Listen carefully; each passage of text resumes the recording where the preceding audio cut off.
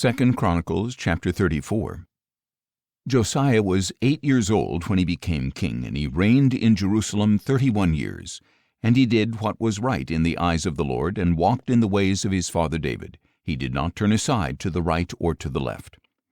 In the 8th year of his reign, while he was still young, Josiah began to seek the God of his father David, and in the 12th year he began to cleanse Judah and Jerusalem of the high places, the Asherah poles, the carved idols, and the cast images.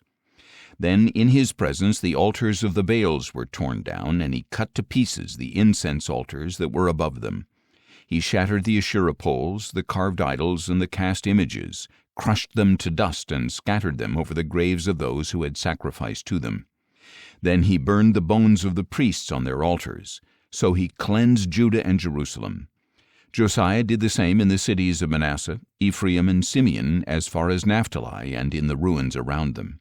He tore down the altars and Asherah poles, crushed the idols to powder, and cut to pieces all the incense altars throughout the land of Israel. Then he returned to Jerusalem. Now in the 18th year of his reign, in order to cleanse the land and the temple, Josiah sent Shaphan son of Azaliah, Maaseiah the governor of the city, and Joah son of Joahaz the recorder to repair the house of the Lord his God. So they went to Hilkiah the high priest, and gave him the money that had been brought into the house of God, which the Levites at the doors had collected from the people of Manasseh and Ephraim, from all the remnant of Israel, Judah, and Benjamin, and from the people of Jerusalem. They put it into the hands of the supervisors of those doing the work of the house of the Lord, who in turn gave it to the workmen restoring and repairing the house of the Lord. They also gave money to the carpenters and builders to buy dressed stone, as well as timbers for couplings and beams for the buildings that the kings of Judah had allowed to deteriorate. And the men did the work faithfully. The Levites overseeing them were Jahath and Obadiah, descendants of Merari, and Zechariah and Meshullam, descendants of Kohath. Other Levites, all skilled with musical instruments, were over the laborers and supervised all who did the work, task by task. Some of the Levites were secretaries, officers, and gatekeepers. While they were bringing out the money that had been taken into the house of the Lord, Hilkiah the priest found the book of the law of the Lord written by Moses. And Hilkiah said to Shaphan the scribe, I have found the book of the law in the house of the Lord. And he gave it to Shaphan. Then Shaphan brought the book to the king and reported, Your servants are doing all that has been placed in their hands. They have paid out the money that was found in the house of the Lord, and have put it into the hands of the supervisors and workers. Moreover, Shaphan the scribe told the king, Hilkiah the priest has given me a book. And Shaphan read it in the presence of the king.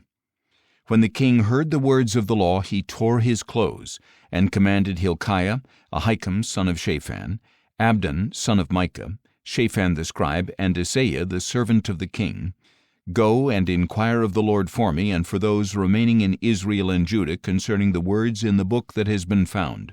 For great is the wrath of the Lord that has been poured out on us, because our fathers have not kept the word of the Lord by doing all that is written in this book.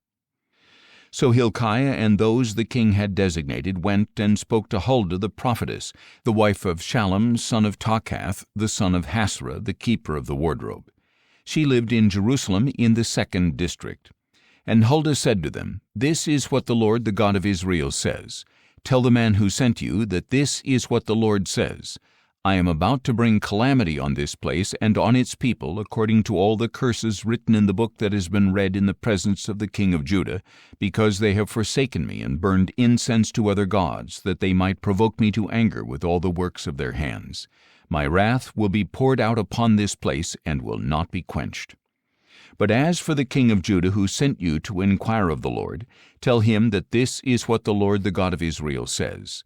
As for the words that you heard, because your heart was tender, and you humbled yourself before God when you heard his words against this place and against its people, and because you have humbled yourself before me, and you have torn your clothes and wept before me, I have heard you, declares the Lord. Now I will indeed gather you to your fathers, and you will be gathered to your grave in peace. Your eyes will not see all the calamity that I will bring on this place and on its inhabitants. So they brought her answer back to the king.